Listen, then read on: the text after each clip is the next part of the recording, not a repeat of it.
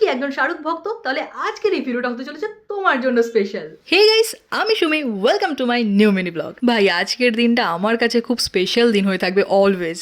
তোমরা হয়তো এটা জানো যে এসআরকে ফিল্ম ফেস্টিভ্যাল সেলিব্রেট হচ্ছে সব জায়গায়। এসআরকের সেরা সেরা মুভিগুলো সিনেমা হলে রিলিজ হয়েছে। তো আজকে আমি যাচ্ছি সেই মুভিগুলোর মধ্যেই একটা মুভি দেখতে, ওম শান্তি ওম। ভাই, 1000বার মুভিগুলো দেখি না কেন, ওম শান্তি ওম হলে দেখে এক্সপিরিয়েন্স করব, এ তো মানে বহুদিনের শখ।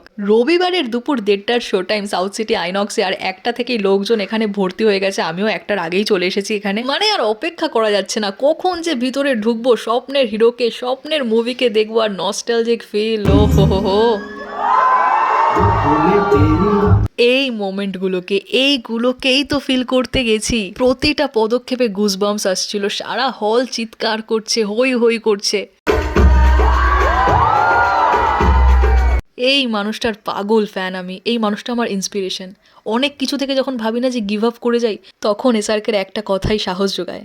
कहते हैं अगर किसी चीज़ को दिल से चाहो তো পুরে কায়নাত উসে তুমসে মিলানে কি কোশিশ মে লাগ জাতি হ্যায়। আমাদের জীবনটাও সিনেমারই মতো, শেষে সব কিছুই ঠিক হয়ে যায়। আর যদি সেটা ঠিক না হয়, তাহলে সেটাকে শেষ বলে না, কারণ পিকচার আভি বাকি হ্যায় মেরে দোস্ত। এটাই আমার মোটিভেশন, এসআরকে আমার মোটিভেশন। আশা করছি আজকের এই ভিডিওটা তোমাদের ভালো লেগেছে। দেখা হবে এরকমই নতুন নতুন ভিডিওর সাথে প্রত্যেক দিন।